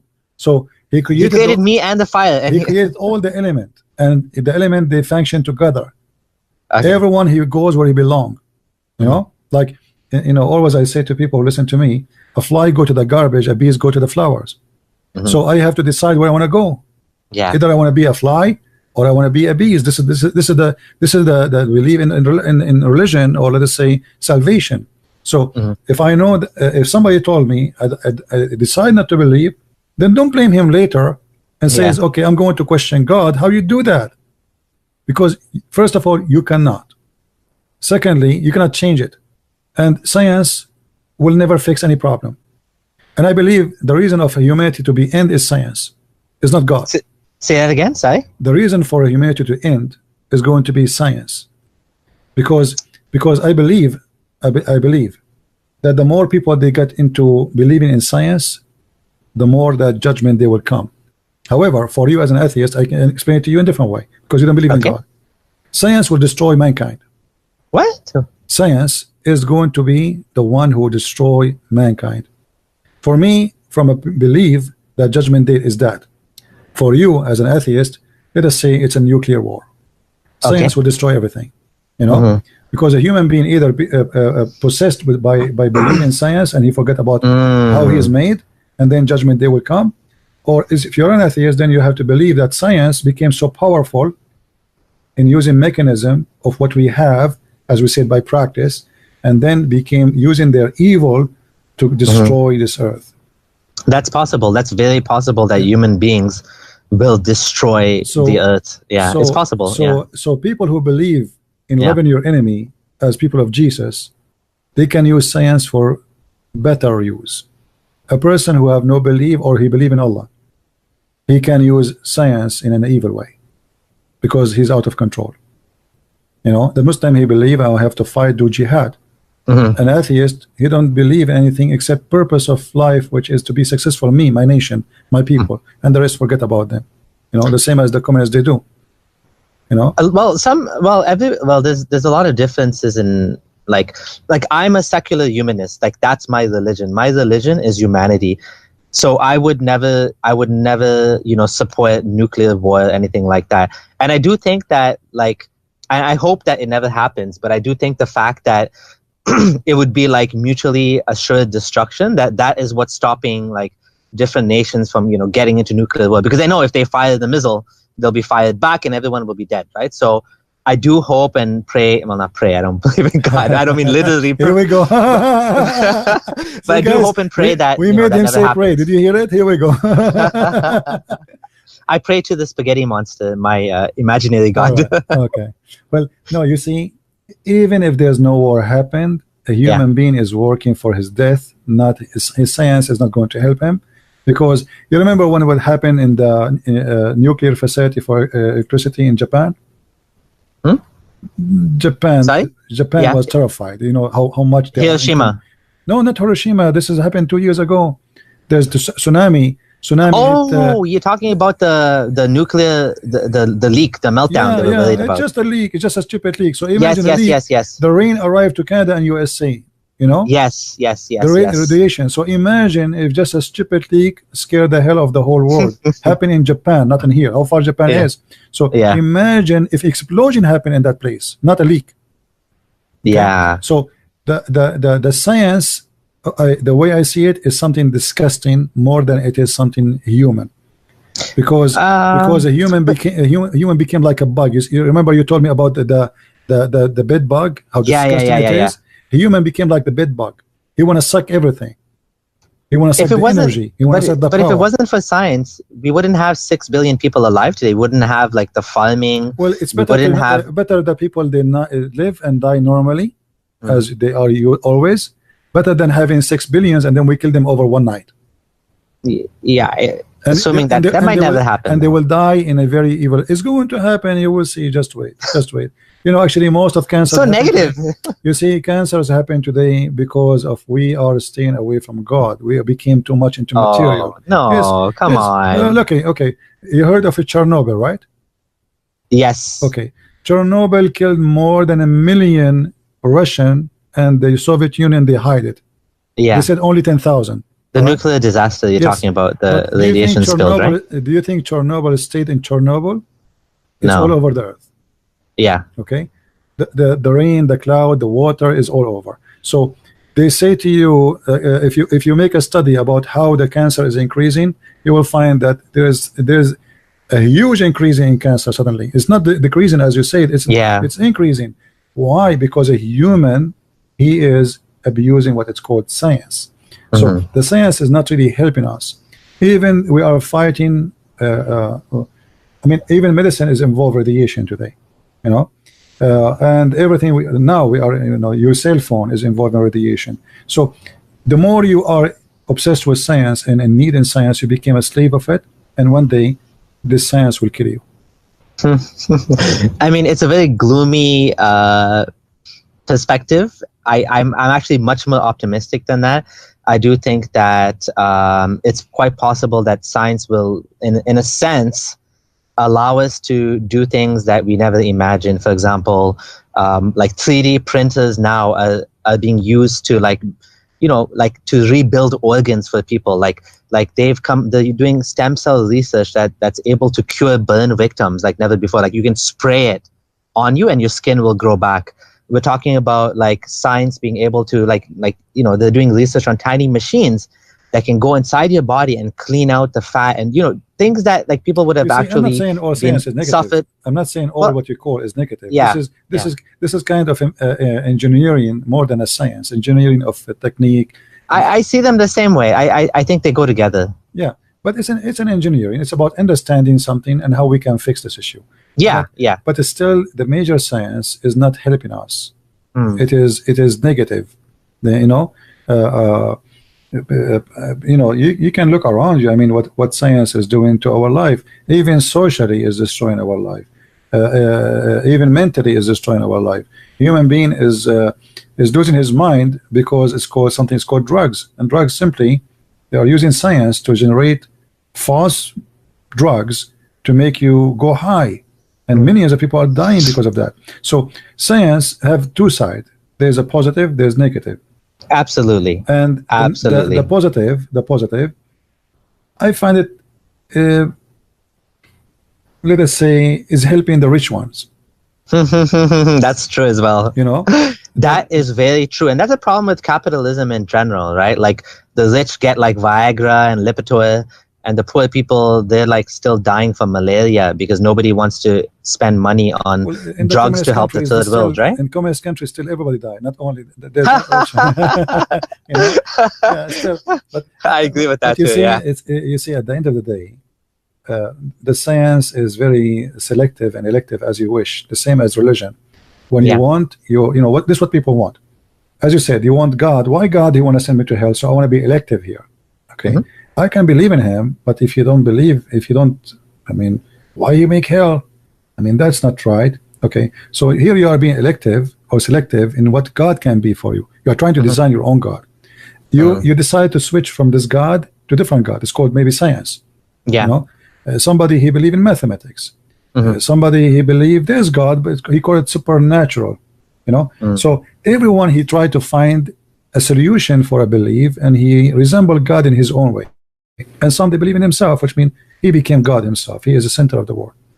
For me, I find that the most healthy belief, regardless if you believe in it is true or not, as an atheist, the most healthy belief for mankind is a Christianity. Love your enemy, bless those who curse you, help everybody. I mean, love your enemy. You cannot find any philosopher in the world he will say such a thing. So do you love Muhammad? It's extreme. Muhammad for me is a you know, you see, I cannot say I love him because no, let me explain to you why. You see, love your enemy does not mean I am in love with a person, he is my enemy. It's mean I am a person who is obligated to help that person to be saved. So you love Muslims then? Would you say? I love Muslims. Why I want to hate them? I spend hours and days of my life just to save them, you know, not because I hate them, absolutely not. So I love them to save them, not to give them hugs. You see, loving somebody is not about, imagine you have a poor guy, he's dying from hunger, and say I love you. I give him a sandwich, you know. Yeah. You don't want your love now. I mean, if you love him, really help him. So if you love a person, you help him. So for us as a Christians, you can be whoever you are. You can stay as an atheist. And I find that the most healthy society is a true believing in Jesus the Christ, where everybody can guarantee to himself peace and love, assistance, and even equality. You see, you just talk about rich and poor. If everybody practiced what Jesus did, nobody will be poor. If somebody asks you a step, walk with him 1,000. If somebody asks you for your coat, give him your dress. Imagine. So here you see, if we think about each other, we can do what science cannot do. You know, medicine companies are not exist to do charities, as exist to make money, a profit of you from your blood. Yeah. You know, and they make their medicine is extremely expensive to the point you die before you have it, and actually you work hard to pay for it, and then you die faster. So, or a doctor, you know, you go there, he charges you, you come back home, you have a high blood pressure, and you find the bill is $3,000. Then you die. You know, if not because of the bill or his wrong medicine, because of you know the money you will pay. So Christianity solve a lot of problems for a human being. And I'm talking to you as an atheist, not for me as a believer. As an atheist, for you, I say that it's 1,000,000 times better for you as an atheist if the whole world became a Christian, from the whole world became an atheist or Muslims. Well, didn't Christians for the longest time burn witches and you know, block, like for example Galileo and Bruno were blocked by the church? The story of Galileo is not true, it's false. The story of Galileo, like he said, the earth is what about the Inquisition, the Spanish Inquisition against the witches? I agree with it. I agree with it. If I'm a king, I will do it too, because simply, you see, somebody betray me. An occupation came to my country and they killed millions of my people, and they occupy us for hundreds of years.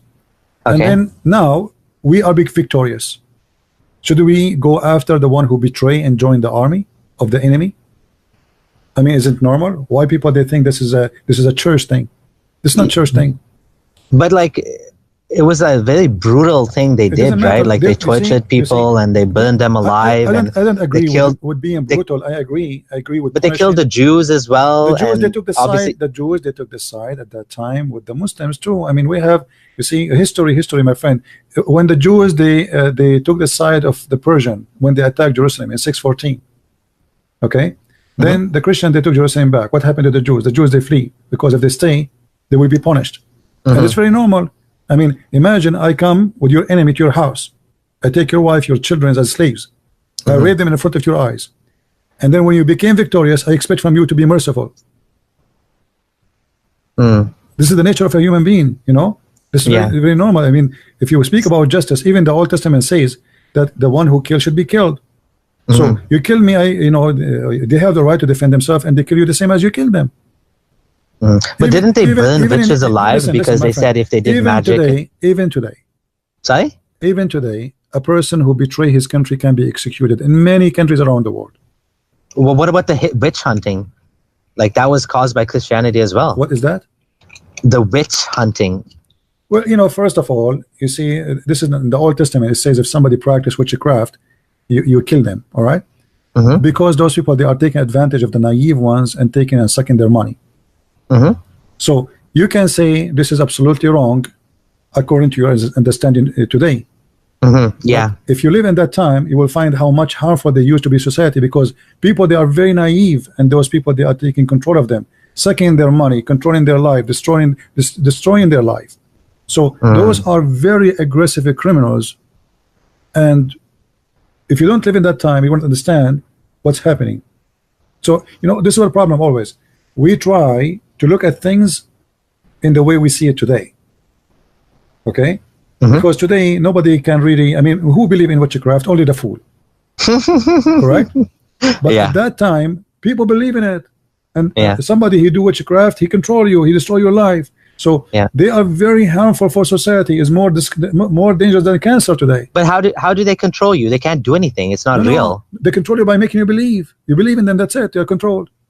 But that's not, is that their fault? Like they're telling you, oh, I cast a spell on you. It's not about your fault. But what we can do, people, they believe in witchcraft. So how we can fight witchcraft? You educate people. You don't kill the witches. No. First, people will not believe you anyway. There is no school. Well, that's the right thing to do is teach people. My friend, people until now they believe in witchcraft. Okay. Until now, which is like you said, it's foolish, right? The science. Okay. After all the science you spoke about, still people believe in witchcraft. So you speak about people who lived thousands of years ago. And you are saying, let us educate them. Those people, they get scared from the thunder. Yeah. You know, I think the thunder is, this is what the Quran is saying. So you know, you are judging with the mentality of 2019, a human being who lived thousands of years ago, who have a very limited knowledge and very limited access to education. As you are talking about, we educate them as if we have schools in every corner, and let us teach them. You know, like, okay, sit down, let us teach you witchcraft is not true. Okay, first of all, they might kill you even for saying it's not true. Yeah, you might get killed for saying that it's not true. You know what I mean? You are talking about people at the time. They are even the people, they are savage. So even to talk to them about something, you might be killed for that. Yeah. Like the first bicycle came to Saudi Arabia, the bicycle was arrested. Bicycle? The bicycle, they arrested the bicycle. They call it the bike of the devil. You know, this is the shaitan devil. You know, something they saw something they never saw before. So they arrested the bicycle and they cut it pieces by the sword. They start hitting it by the sword. The Sharia law order to kill the bike. So you are talking about people trying to understand them in your own atmosphere. Yeah. Don't do that. If you want to understand the time of Moses, go back to the time of Moses. You want to understand the time of Jesus, go back to the time of Jesus. Same about Muhammad.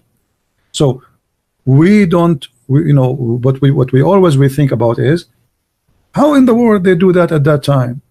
I mean, those things you are talking about, they are happening even today. Yeah.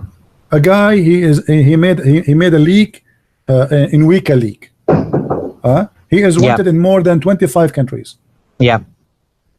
Okay, so maybe a million years from now, you will say, huh, look how savage they are. Right? Yeah. Look how savage. A guy, he just did what? And he did not even lie. He posted something truthful. Yeah. So you judge by your mentality today, but you don't want to see what's happening in the ground. That this guy, when he made this leak, he harmed a lot of organizations or a lot of powerful people or even countries, you know? Yeah. Like posting a video about American killing Iraqi. It's just a stupid video, but it is going to do a big harm to America. So because of that, they will go after you and they will put you in jail. So now, if I say to you, how in the world somebody posts a video, he will spend 20 years in jail. Yeah, the reason why is because they consider that he put like American assets at risk. No, so no like problem, but my soldiers friend, and stuff, right? But at the end of the day, in your logic, it's Yeah. just a video. He posted a video, freedom of speech and freedom of express, right? So no, I don't believe in absolute freedom of speech. I do think that there are consequences. There's many people they support those guys and they say they are right to do that. They have the right to do that. Yeah. This is your business. I'm not sure. I think it's tricky. I think it's a tricky problem. Just today we saw in the news a woman. She is going to be lashed 143 lashes, and she will stay for 38 years in jail in Iran for asking for human rights. 38 years. A guy, he is sentenced for 10 years in jail in Malaysia. Why? Because he made a post in Twitter. Yeah. A post in Twitter. It's terrible. Yeah. Okay. So we are in this time, 2019, 2 days ago, a person is going to jail for 10 years for insulting Islam. Yeah. And yet we are trying to explain what people did for many centuries away, but yet we forgot that nothing really changed, you know. Yeah. And what you think it's evil, for them it is good. There's many people support this, correct? There's many people against it. So what you think for you is evil, always consider that there's somebody else he think is good and even it's perfect. So when we judge what happened in Spain, for me, I have to look what happened really in Spain. If I am a king and there's people who join my enemy and they betray me and they help to kill my people and to destroy my nation and to be under slavery for almost 800 years, what I should do? You have to put yourself in that position. Yeah. And then you will understand what happened. And still, we need to go back on time and remember that this was a war. It was not a party of slow dance. Yeah. So I just want to say thank you so much for this opportunity. I was kind of taken back when you called me. I was in the middle of cooking and I was like, what? I'm on live? So I wasn't expecting that, but I want to say thank you for this discussion. We should do it again sometime. And I would like to also share this video on my channel as well, because I think we had a really good conversation. No problem. You are welcome, my friend. So download my videos because I don't keep them ready in my channel, just to let you know. Okay. Yeah. All right. So yeah, let's do it again sometime. Thank you so much. Anytime. Feel free to call me anytime. You are welcome. Okay. Take care. Take care. Bye-bye. Bye.